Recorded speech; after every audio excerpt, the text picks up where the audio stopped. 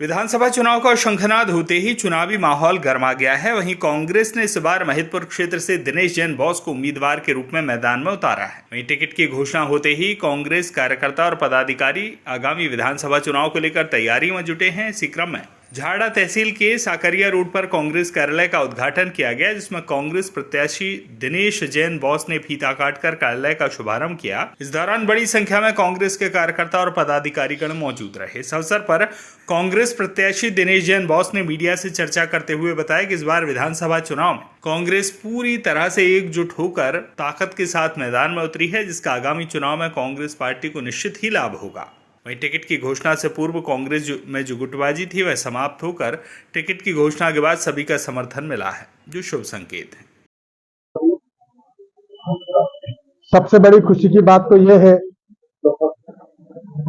कि यहाँ पर टिकट मांगने से पहले हम सब लोग अपनी टिकट की मांग कर रहे थे, लेकिन जैसे ही मेरा टिकट मुझे मिला, सभी कांग्रेस जितने भी गुट थे सभी से मेरी बात हुई और सभी ने मुझे समर्थन दिया और एक भी विरोध का स्वर यहां से नहीं उठा। ये मेरे लिए बहुत बड़े मेरे अगले जन्म की पुण्य होगी। यह इन लोगों का आशीर्वाद है, जो भी ग्रुप यहां पर थे, जो भी नेता थे। काफी सीनियर लीडर झाड़ला में भी रहते हैं। फतेह सिंह जी हैं, मांगीलाल जी हैं, मदन सिंह जी हैं, विक्रम सिंह जी हैं। सब बड़े बड़े लीडर हैं जो यहाँ पर काफी समय से अध्यक्ष पद भी संभाले हैं। कांग्रेस की नेतागिरी मेरे से भी पहले से कर रहे हैं। लेकिन मेरा टिकट मिलने के बाद इन्होंने मुझे समर्थन दिया और प्यार दिया और पूरी कांग्रेस एक हुई है। ये मेरे अगले जन्म की कोई पुण्य ही होगी जो पूरी कांग्रेस एक होकर यहाँ पर काम कर रही है। आप अगर चुनाव लड़ रहे हैं तो सामने वाली पार्टी कह रहे हैं हम विकास पे चुनाव लड़ेंगे, आप कहीं पे चुनाव लड़ेंगे? पहले विकास की तो बात ही नहीं होती है, विनाश।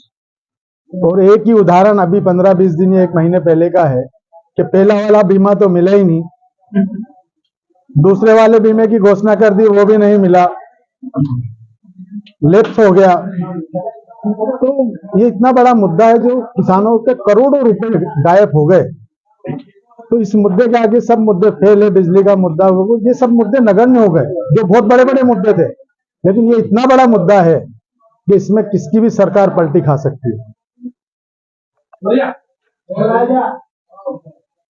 अभी जो इस बार का विधानसभा चुनाव है, 2 बार से पार्टी निर्दलीय लड़े चुनाव, इस बार पार्टी ने आपको जो भरोसा देता है, तो भरोसे में महत्व विधानसभा में क्या चुनौती मानते हैं इस सीट को निकालने में?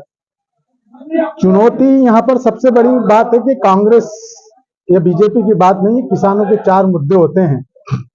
उसकी फसल का भाव, मुआवजा, बीमा और बिजली।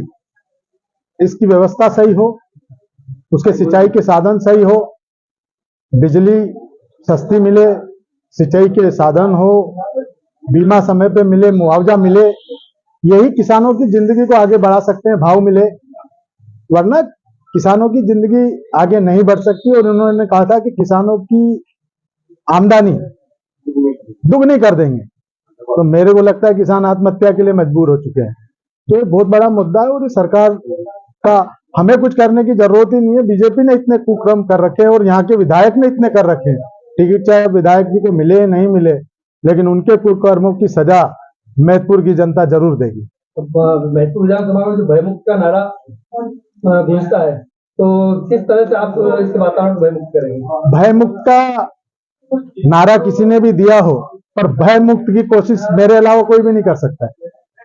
नारा किसी ने भी दिया हो, अच्छी बात है, वो भी दे रहे हैं, लेकिन भय मुक्त करते करते मैं पूरी तरीके से मुक्त हो गया हूं। मैं आर्थिक, शारीरिक, मानसिक, राजनीतिक सभी तरह से मुक्त हो चुका हूं। तो भय मुक्त का नारा किसी ने दिया हो, पर भय मुक्त की पहल सबसे पहले मैंने की थी। और महिदपुर विधानसभा में जो कांग्रेस ने भी अपने मैनिफेस्टो में बहुत सारे वचन दिए हैं, उनको किस तरह से आप महिदपुर विधानसभा में लागू करेंगे? तो विधानसभा में जाने के बाद उनके लिए लड़ाई लड़ेंगे और उनको क्रियान्वित करवाएंगे। महिदपुर से भवनलाल गोयल की रिपोर्ट।